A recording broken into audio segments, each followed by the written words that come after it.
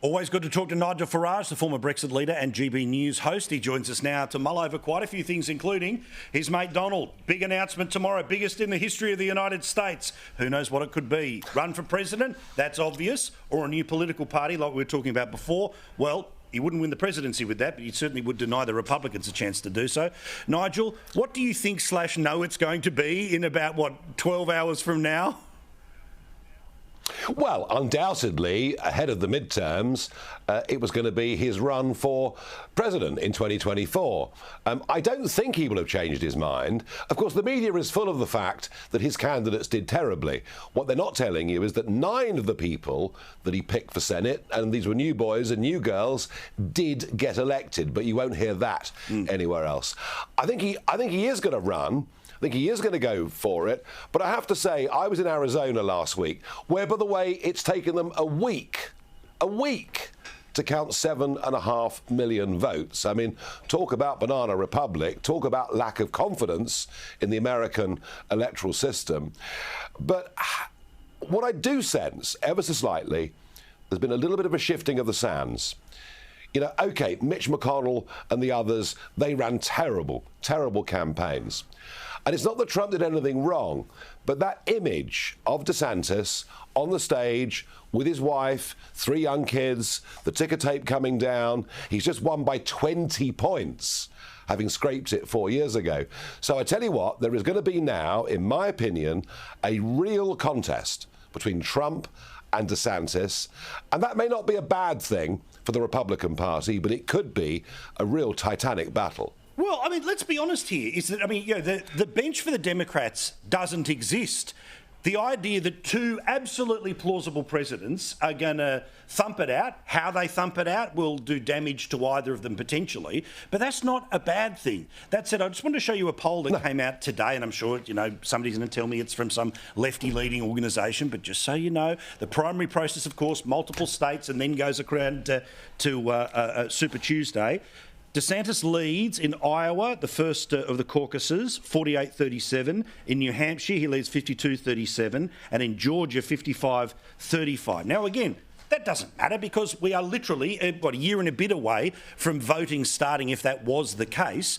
And Lara Trump made an interesting shot across the bow, which says, this bloke's already got a job, DeSantis, for the next 4 years. He can do that job, campaign for 2 years, and run in 2028. I can't believe I've just said that out loud. Yeah, I mean, look, what DeSantis represents and what is attractive for many people is a generational shift. You've got an American president who is 80 this month, doesn't know what day of the week it is.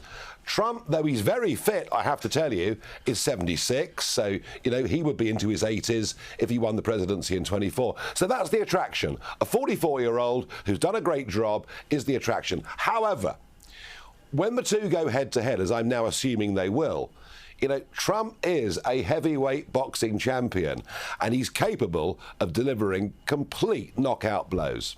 But also, again, I won't bore people too much with this, but basically Biden, Bush, Obama and Trump all didn't have coattails. They could win the presidency themselves, but they didn't exactly kill it in the midterms immediately after the presidency. Now, of course, the difference is that it was a one-termer versus two-termers there. But the idea that exclusively midterms are about, what presidents and former presidents, again, people, they don't look too far back in the history, but that doesn't surprise. But let's talk here about COP27 wrapping up in Egypt and Australia paying its fair share. Some people suggesting Australia needs to find another $2.5 billion, Nigel. Oh, is that all? I'm so disappointed. I thought it might be more. And you can be... And you can be really confident, Australian taxpayers, that as your money is given out to third world countries that aren't democracies and are totally corrupt, you can be absolutely confident that your money will be wisely spent and will save us all from frying to a crisp in the next couple of years. Look, this is all for the birds. All this talk of reparations, etc. You may have noticed that China now is going very soft, even on its long-term net zero targets. Coal consumption for 2022 is now an all-time record for humanity. So even if CO2 is the great polluting, poisonous disaster that some tell us it is, even if it is, it'll make no difference what Australia does, what the UK does, and frankly, shoveling money to corrupt third world countries is nothing less than a scam. Well, but also, no one, and I'm sorry, I do not trust the UN that this money doesn't end up in China, technically a developing country, despite the fact that, unlike any other developing country, it's got a space station. It's held 2 Olympic Games. So far this century, it's able to have the Python-like squeeze around the world. And I don't know how much, if any, you heard of the interaction our Prime Minister was saying about his meeting with China. But come on, it went for 32 minutes and he came out talking about the importance of trade, which means China wins. If China wins on trade all the time, China wins. What do you think?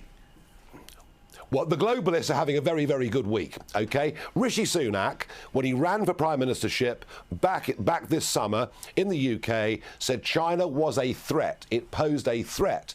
He briefed journalists on the way to the G20 that that word will no longer be used. We've seen Joe Biden, Beijing Biden, as some in America call him, cozying up to China.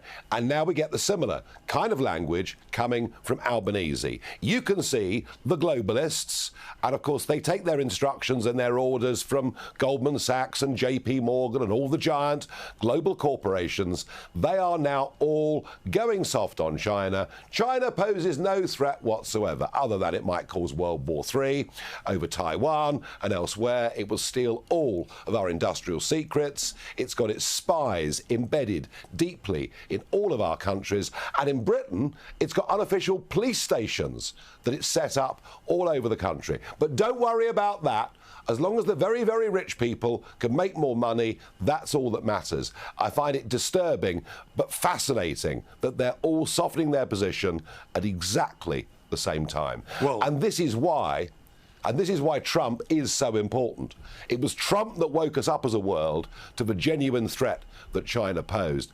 And whether it's Trump, whether it's DeSantis, the West needs that kind of leadership. 100%. Push back, not bend over. Thank you so much, Nigel. Do appreciate it. Thank you. He's a good man. He's a former Brexit leader, the great freedom fighter, GB News host, and the only time you'll see him on Aussie telly is right here on Sky News, the great Nigel Farage.